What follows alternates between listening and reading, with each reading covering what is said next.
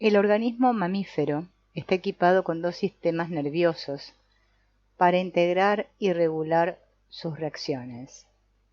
Uno es el sistema cerebroespinal, que coordina la acción de los músculos voluntarios con los estímulos sensoriales, proprioceptivos y exteroceptivos.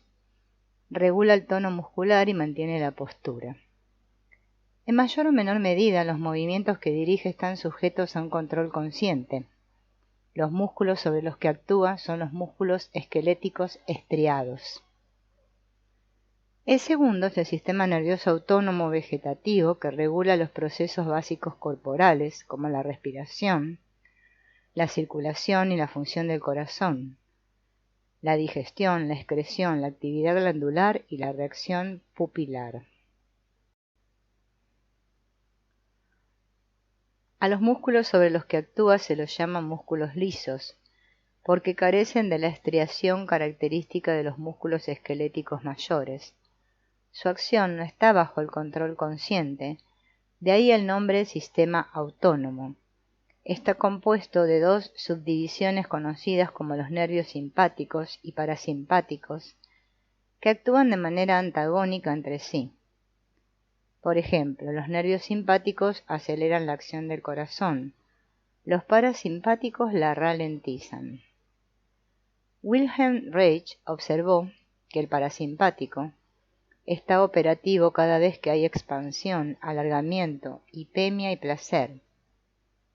A la inversa, el simpático funciona cada vez que el organismo se contrae y retira sangre de la periferia, donde muestra palidez, ansiedad o dolor.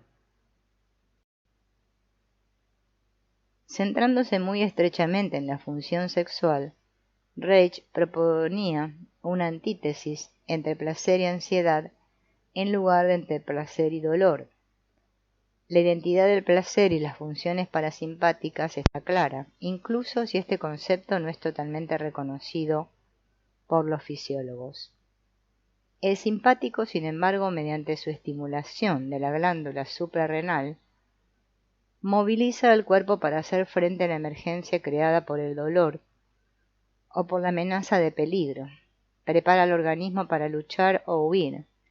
En el proceso se alerta a los sentidos, dilatación de las pupilas, se estimulan los músculos del corazón, se eleva la presión sanguínea y se incrementa el consumo de oxígeno. Las dos divisiones tienen efectos contrarios en la dirección del flujo sanguíneo. La acción parasimpática dilata las arteriolas periféricas, incrementando el suministro de sangre a la superficie y produciendo una mayor calidez superficial. La acción simpática contrae estas arteriolas y empuja la sangre al exterior del cuerpo para proporcionar más oxígeno a los órganos vitales y a la musculatura. De hecho, la primera promueve una expansión del organismo y un acercamiento al entorno, es decir, una reacción placentera. La segunda produce una contracción y una retirada del entorno, una reacción al dolor. La ansiedad es una forma de miedo, una reacción a la amenaza del dolor. Se ha provocado experimentalmente en animales y se ha identificado su dinámica. Si a un animal de laboratorio se le ofrece comida, un estímulo placentero, a la que se conecta un estímulo doloroso, el animal desarrolla síntomas graves de ansiedad. Incapaz de avanzar porque su anterior experiencia le advierte del dolor, incapaz de retirarse por la atracción del placer, se vuelve confuso, tembloroso y ansioso. La ansiedad de los pacientes neuróticos debe explicarse de manera similar como un conflicto entre fuerzas contrarias de dolor y de placer. Cada situación dolorosa es una situación de emergencia a la que respondemos activando el sistema simpático suprarrenal, aguzando todos los sentidos y movilizando nuestra voluntad. Se crea un estado de tensión y los movimientos normales y placenteros del cuerpo se suspenden hasta que pasa la emergencia.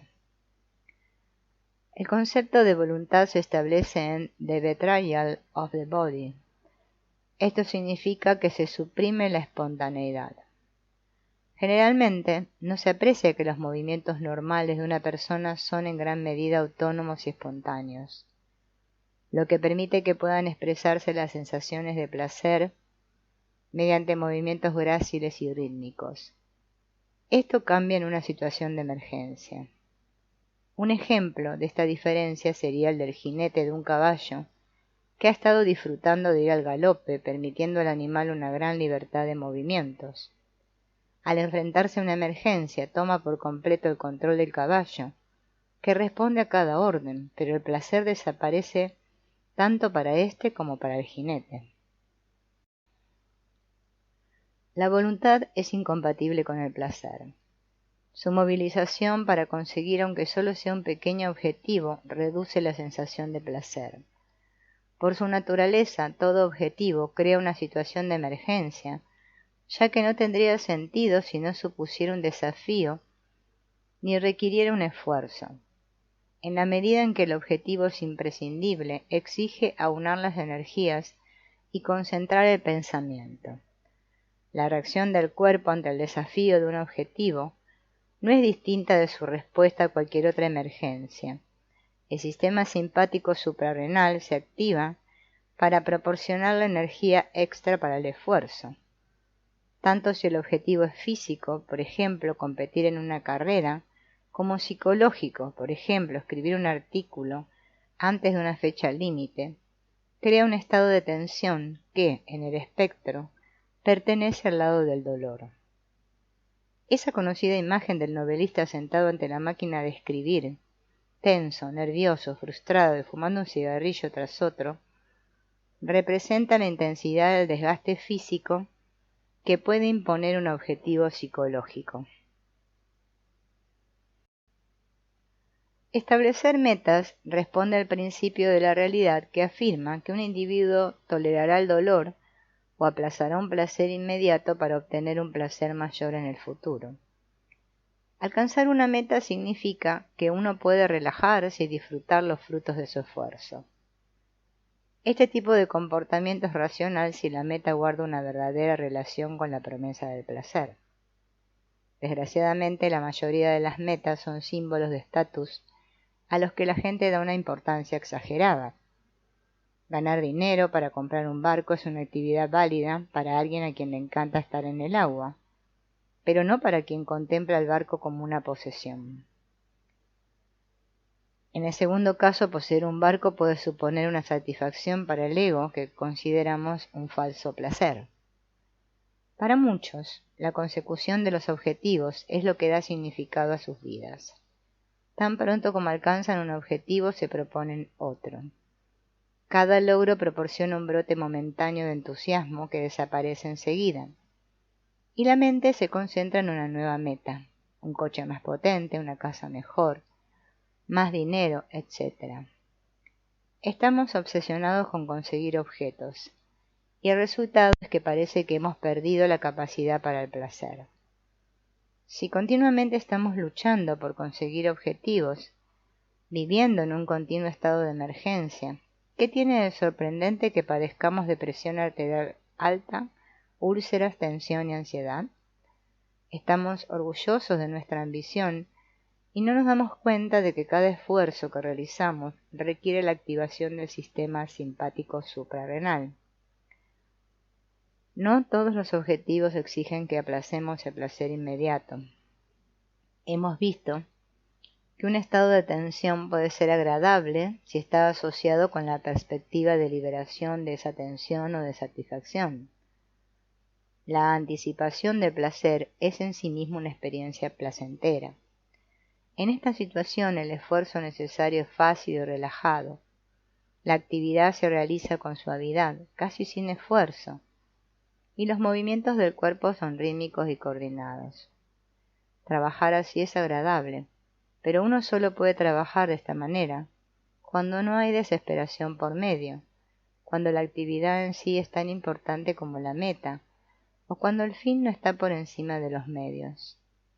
La preocupación por las metas y por alcanzar resultados es lo que caracteriza a la gente que le tiene miedo al placer. El miedo al placer parece una contradicción. ¿Cómo puede alguien temer a lo contrario del dolor? Y sin embargo, mucha gente rechaza el placer. Algunos experimentan una ansiedad aguda en las situaciones agradables y otros sienten dolor cuando la excitación placentera se vuelve intensa. ¿Cómo se explica la expresión "es una sensación tan agradable que duele"? Es un dolor placentero. Como todos sabemos, algunas personas sienten placer con el dolor, una reacción masoquista que también requiere explicación. Vamos a comentar lo que significa la reacción masoquista. Piensa en la situación de alguien que se da cuenta de que ha quedado agarrotado por estar en una misma posición durante mucho tiempo. Le resulta doloroso estirar los músculos rígidos. Sin embargo, al hacerlo siente una sensación agradable porque se restablece la circulación. Otro ejemplo es la persona que se aprieta una espinilla para aliviar la presión. El procedimiento es doloroso, pero cuando se revienta la espinilla y descarga su contenido, la sensación es de placer y de satisfacción. En ambos casos puede decirse que el placer consiste en el alivio de la tensión y que el procedimiento doloroso fue necesario para obtener ese alivio. La verdad es que no hay nada de masoquismo en soportar algo de dolor en aras del placer. Todos lo hacemos como parte del principio de realidad. Si, como en los ejemplos citados, al dolor le acompaña un alivio de la tensión, podría parecer que la persona realmente disfruta del dolor. El masoquista sexual que obtiene placer al ser golpeado tiene una motivación similar. Necesita el dolor para liberar el placer. Su cuerpo está tan rígido y sus glúteos tan tensos que la excitación sexual no puede llegar hasta sus genitales. Los golpes, aparte del significado psicológico, relajan su tensión al aflojar sus músculos, lo cual permite que fluya la excitación sexual. Wilhelm Reich señaló en su estudio del masoquismo que al masoquista no le interesa el dolor por sí mismo, sino que busca el placer que el dolor libera. Es interesante observar que las heridas no son siempre inmediatamente dolorosas. A veces ni siquiera sentimos el corte infligido sin darnos cuenta por el deslizamiento de un cuchillo afilado. Unos instantes después, se produce un dolor repentino a medida que las olas de sensación inundan el área herida. El corte de cuchillo es como una conmoción que deja a la parte herida momentáneamente aturdida. Lo mismo sucede con los traumas psicológicos. A menudo un insulto no se percibe en el momento en el que se profiere. El dolor del insulto parece golpearnos más tarde, cuando una ola de ira inunda nuestro ser. Tal vez nos pillara desprevenidos para reaccionar, pero esto es algo que se puede aplicar generalmente a los insultos. La congelación es el principal ejemplo de una herida sin dolor y de una recuperación dolorosa. La persona que sufre de congelación puede que no sea consciente de este problema hasta que entre en una habitación cálida. Entonces comienza a sentir el dolor y se vuelve cada vez más intenso a medida que la sangre circula por la extremidad congelada. Obviamente, la congelación cortó toda sensibilidad en esa parte. Este procedimiento se usa incluso como anestésico. Parece que el dolor es una respuesta al daño. Es una reacción del cuerpo ante el daño. Una reacción que tiene como objeto superar el daño. También es un aviso de peligro, un signo de que el proceso de descongelación debe ser lento para evitar cualquier pérdida funcional permanente. El individuo cuyo cuerpo está tenso, rígido y contraído se encuentra en una situación parecida a la de la congelación. Está congelado en su inmovilidad y pérdida de espontaneidad. En una situación de placer está expuesto al calor producido por la circulación de la sangre en la periferia del cuerpo por la acción de los nervios parasimpáticos. El placer provoca una expansión del cuerpo que es momentáneamente dolorosa e incluso puede llegar a ser alarmante.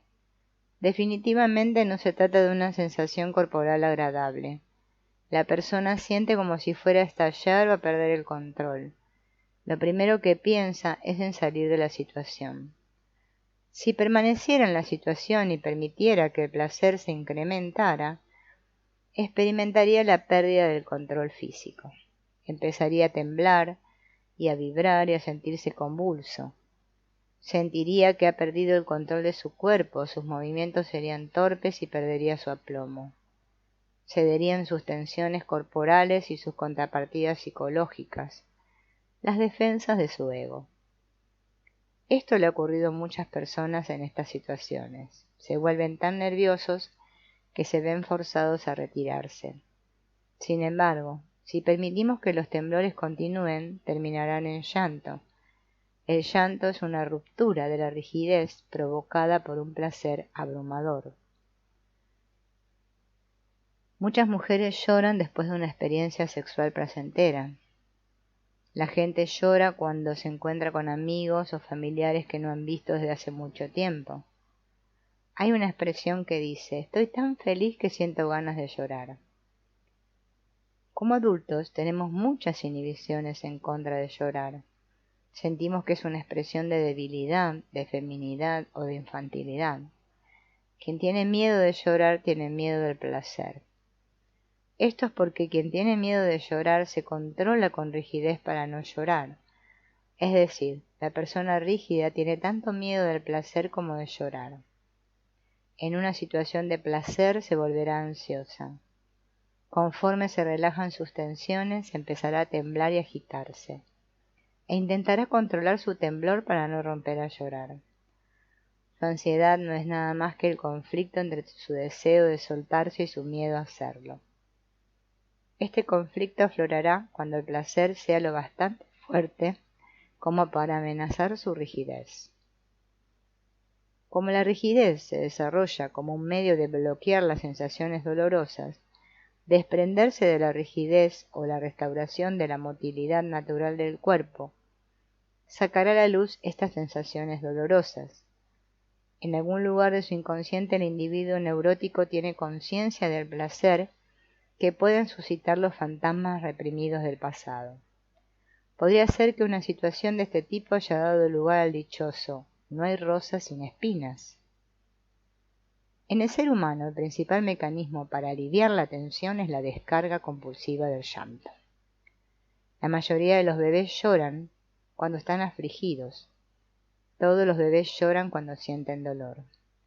A un nivel interpersonal o psicológico, su llanto es una llamada a la madre. Biológicamente significa que se recuperan de un estado de contracción. Si uno observa a un bebé justo en el momento antes de empezar a llorar, notará cómo se ha puesto rígido debido a la aflicción o al dolor. Su cuerpo vibrante y animado no puede mantener la rigidez. Primero comienza a temblarle la barbilla, luego la barbilla se encoge, y en un instante todo su cuerpo está convulso por el llanto. Las madres saben que llorar es una señal de malestar y se apresuran a eliminar la molestia.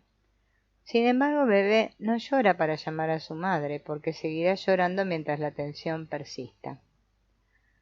La función de llorar para reducir la tensión se ve en la práctica psiquiátrica. Los pacientes declaran casi invariablemente que se sienten mejor después de un buen llanto. Algunos incluso subrayan: me hacía falta llorar.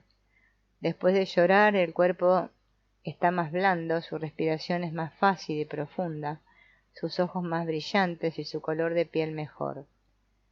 Puede uno sentir cómo la tensión abandona su cuerpo conforme el llanto se alarga.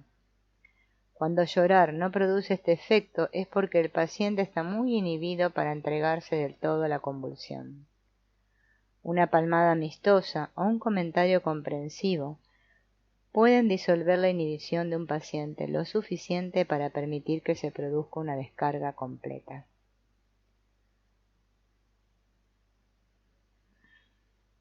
Llorar, es decir, sollozar con lágrimas, es una forma de expresión que solo se da en los humanos.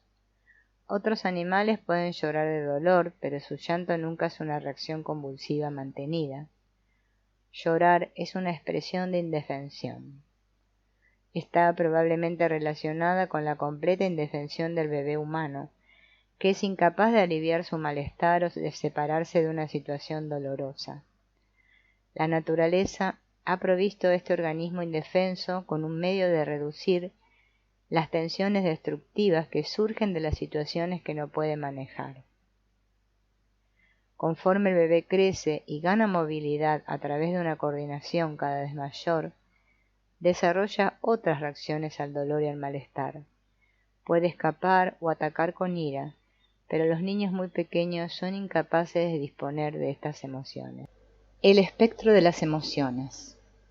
Una jerarquía de las funciones. La conciencia surge cuando el organismo percibe las sensaciones producidas por las actividades corporales. Como percibimos estas sensaciones en tonos sensoriales, cada intervalo de conciencia tiene la calidad del placer o del dolor. La regulación consciente del comportamiento, es decir, esforzarse por el placer y evitar el dolor, descansa sobre la conciencia básica de la sensación corporal. La ausencia de sensación motora o sensorial lleva a la desintegración de la conciencia. Con el crecimiento y el desarrollo de la conciencia del ser humano, estas sensaciones de placer y dolor se convierten en emociones. La palabra emoción describe un movimiento, fuera, fuera de o desde, según el significado del prefijo. Por tanto, una emoción es un movimiento que surge de un estado de excitación, de placer o de dolor. Sandor Rado divide las emociones en dos grupos, las emociones de bienestar y las de emergencia. Las de bienestar están entre ellas el afecto, la comprensión, el amor. Son elaboraciones diferenciadas de la experiencia y la anticipación del placer. Las emociones de emergencia son las que provocan el miedo, la ira y el odio. Son elaboraciones diferenciadas de la experiencia y la anticipación del dolor. Las emociones también pueden clasificarse en sencillas y complejas. Una emoción sencilla lleva a una acción directa. En la ira, uno intenta atacar, en el miedo, huir. Sin embargo, dos o más emociones pueden combinarse para producir una respuesta más compleja. En el resentimiento, por ejemplo, hay ira, además de miedo, cubierto con una capa de hostilidad. Cuando las emociones se mezclan con juicios, el resultado es una emoción o sentimiento conceptual. La culpa, la vergüenza y la vanidad caen dentro de esta categoría de emociones. En el siguiente nivel de desarrollo, las sensaciones y las emociones se diferencian en el pensamiento. Esto implica una traducción de los sentimientos en símbolos y una asociación más estrecha entre los sentimientos y las circunstancias del mundo externo. Uno no puede pensar en la ira sin intentar relacionarla con una causa. Al pensar nos planteamos la pregunta, ¿por qué? Cuanto más pensamos, más intentamos comprender las relaciones causales. Al pensar, la atención pasa de la sensación al estímulo que provocó esa sensación, de la acción que sigue a la sensación o a la emoción, a una comprensión y apreciación de la relación entre el estímulo y la sensación. En el pensamiento emocional se reconoce y se acepta de forma explícita o implícita el papel del sentimiento para evocar el pensamiento. Explícita cuando pienso, estoy enfadado porque hiciste algo que me dolió. Implícita en el pensamiento, ¡qué día tan bonito! En este caso asociamos implícitamente el estado del tiempo con nuestra sensación de placer. Un nivel superior de conciencia nos permite pensar sin referencia a los sentimientos. El pensamiento desapasionado o lógico, en teoría, se basa solo en los símbolos, las palabras, los signos matemáticos, las fuerzas abstractas, etc. Se rechaza explícitamente toda conexión entre el contenido del pensamiento y las emociones o los sentimientos. Se supone que el proceso de pensamiento sigue leyes abstractas libres de contaminación emocional. A este tipo de pensamiento objetivo lo llamamos razonamiento, para indicar el uso de una facultad especial, el intelecto. El razonamiento se esfuerza por ser objetivo, al contrario que el pensamiento emocional, que tiene una fuerte base subjetiva. Los seres humanos poseen esta facultad especial de observar y criticar su propio proceso reflexivo. Esto es posible porque el ego humano es capaz de ver el cuerpo como una especie de objeto, es decir, con desapego. Pero creer que el ego llega a ser alguna vez totalmente independiente de los procesos corporales es una ilusión. El psicoanálisis ha demostrado que lo que pensamos y el por qué lo pensamos están determinados por fuerzas inconscientes. Por tanto, la distinción entre subjetivo y objetivo, entre pensamiento emocional y razonamiento, es una diferencia de grado. Cada paso en la progresión de la sensación a la emoción y finalmente al pensamiento representa un nivel más elevado de conciencia. El pensamiento objetivo o el razonamiento es una expresión del nivel superior de conciencia, la conciencia de yo o el ego. Toda la estructura de la conciencia con sus mecanismos para la regulación del comportamiento está enraizada en los procesos corporales inconscientes que mantienen las funciones vitales del organismo. Estos procesos hormonales, celulares, químicos y energéticos constituyen lo que Walter Cannon llamó la sabiduría del cuerpo. La relación de los distintos niveles entre sí puede mostrarse en forma de diagrama, que lo veremos en esta figura. Las emociones sencillas. El desarrollo de la conciencia humana está ligado al desarrollo y coordinación del sistema muscular. Antes del final del primer año de vida, el niño empieza a reaccionar al dolor y al estrés con movimientos activos. A una edad temprana manifestará sentimientos de irritación, que expresa con un pataleo espontáneo. A medida que el niño se va volviendo más fuerte, su irritación se transforma en ira. Cuando esté frustrado o sienta dolor, pasará de simplemente empujar un objeto que le disgusta a golpearlo con las manos. Esta reacción de ira lentamente reemplaza al llanto como medio de liberación de la tensión. Sin embargo, en los niños pequeños la ira suele ser infructuosa para cambiar su situación y normalmente desaparece y deja paso al llanto, que es el mecanismo primordial de desahogo. Los pacientes adultos de la terapia, en su mayoría mujeres, muestran una regresión similar hasta el llanto cuando ven que la ira no cambia la situación. Para las mujeres es más fácil llorar que para los hombres, que debido a su mayor desarrollo muscular, reaccionan más rápidamente con ira al dolor. Llorar es una reacción más involuntaria a la ira, y por tanto está menos sujeta al control del ego. La ira requiere de una capacidad para distinguir la causa del dolor. Implica un objeto en contra del cual se dirige. Por lo general, la ira es una respuesta más eficaz que llorar, ya que su objetivo es eliminar la causa del dolor. Mientras que llorar te hace sentir impotente ante una situación, la ira se sobrepone a ese sentimiento de impotencia. En la ira, la excitación carga el sistema muscular, liberando movimientos poderosos de la parte superior del cuerpo, probablemente porque la agresión está íntimamente conectada con la consecución de alimentos. La gente siente la ira como una corriente de sentimiento que fluye en sentido ascendente, cargándoles la cabeza y los brazos. Cuando existen inhibiciones que bloquean la descarga de este sentimiento, puede producirse un dolor de cabeza. Por otro lado, la sensación que se experimenta al llorar es la de desprenderse. El sentimiento fluye en sentido descendente y la carga se aleja de la musculatura. La ira, en muchos aspectos, es como una tormenta. Una vez que se descarga el sentimiento, el ceño fruncido se despeja y regresan las buenas sensaciones. La ira pertenece al grupo de las emociones de emergencia. Activa el sistema simpático suprarrenal y es una reacción a la sensación del dolor. Todas las emociones que pertenecen a este grupo van en el mismo sentido. El sentimiento aflora hacia la parte frontal y del extremo superior del cuerpo. Las emociones que surgen del placer, las emociones del bienestar, como las designó Rado, van en el sentido contrario, hacia el extremo inferior del cuerpo. Cada emoción puede manifestarse en varias formas, que constituyen un espectro de esa emoción.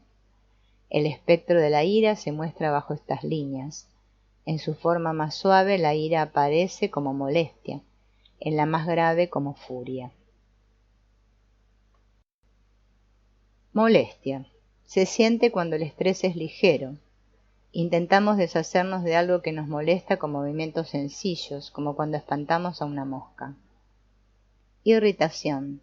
Significa que la excitación se está acumulando en el sistema muscular, pero no ha alcanzado el punto en el que explota en una acción agresiva. La irritación da lugar a movimientos más fuertes que la molestia. Ira. Es una respuesta al dolor. La ira indica que la excitación del sistema muscular ha llegado al punto de ebullición. Su liberación, aunque sea involuntaria, está sujeta al control del ego, que ajusta la acción a la realidad de la situación. La ira no es destructiva. Rabia. Es una reacción a un dolor intenso como el de una tortura.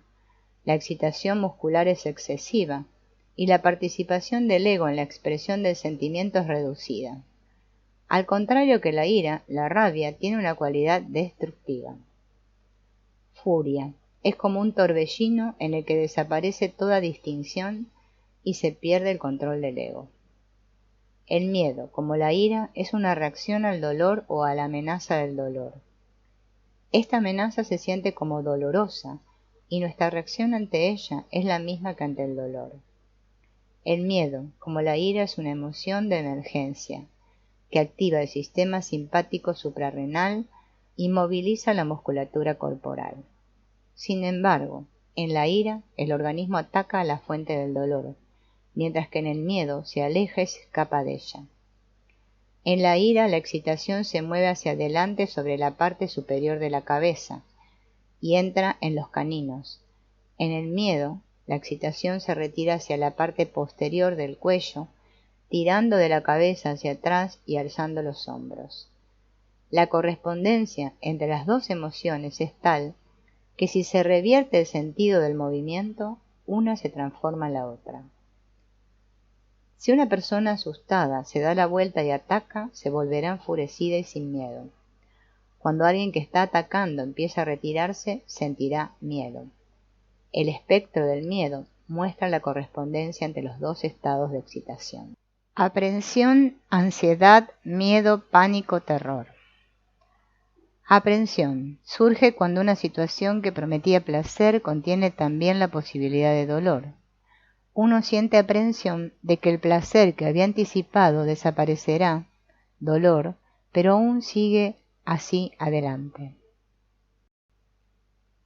Ansiedad. Se desarrolla cuando la amenaza del dolor es aproximadamente igual a la promesa del placer. En consecuencia, el organismo está atrapado entre dos impulsos contrapuestos, el avanzar y el de retirarse. La ansiedad se ha reproducido experimentalmente con animales a base de unir un estímulo doloroso con otro placentero. Si esto se hace con la suficiente frecuencia, el animal asocia el dolor con el estímulo placentero y reacciona con ansiedad ante este último. En el conflicto entre ambos impulsos es incapaz de moverse y tiembla violentamente mientras la excitación fluye por su cuerpo. Miedo. Ocurre cuando el dolor o la amenaza del dolor dominan la situación, produciendo un deseo de escapar o retirarse. Normalmente en los animales el ataque de ira se reserva para las circunstancias en las que la retirada es física o psicológicamente destructiva. Este concepto se explora en el libro de Robert Ardrey de Territorial Imperative, el imperativo territorial. Un animal atacará a su propia especie en defensa de su estatus o de su territorio. De aquí puede surgir la pregunta de qué es lo que determina que la reacción al dolor sea de miedo o de ira. Si el dolor o la amenaza son abrumadores, uno huye presa del pánico o se queda inmovilizado por el terror. De lo contrario, podría decirse, hablando en términos generales, que la ira predominará si uno está convencido de tener razón. Pánico. Es un miedo absoluto. El único impulso que se tiene es el de escapar, y el impulso es tan fuerte que uno corre a ciegas. Está relacionado con la claustrofobia, una sensación de estar atrapado, de que las paredes se cierran sobre uno. Durante el pánico, el individuo siente que se le corta la respiración. El miedo suele provocar que se trague aire. Este es un mecanismo de emergencia que proporciona oxígeno extra para escapar. Cuando el miedo se eleva a pánico, el aire se retiene, la garganta se cierra y el pecho se vuelve rígido. Está cerrado en la posición inspiratoria. La persona no puede respirar y esto aumenta el pánico. En el momento en que la persona escapa al peligro, su respiración vuelve a la normalidad. Terror. Es una forma más grave de miedo que el pánico. En el terror la musculatura se queda paralizada, haciendo la lucha o la huida imposibles. El terror se desarrolla en situaciones de dolor o peligro abrumadores. La sensación se retira de la periferia del cuerpo para reducir la sensibilidad del organismo durante la agonía final. Es literalmente una huida hacia adentro. El terror es equivalente a un estado de conmoción. La pérdida de tono muscular en el terror provoca que se expulse el aire y hace que inspirar sea prácticamente imposible. El pecho se mantiene en una posición expiratoria. El terror puede hacer que alguien se desmaye, en cuyo caso los procesos corporales inconscientes lo mantienen con vida. Si el terror se prolonga, conduce a una despersonalización, es decir, a una disociación entre el ego que percibe y el cuerpo.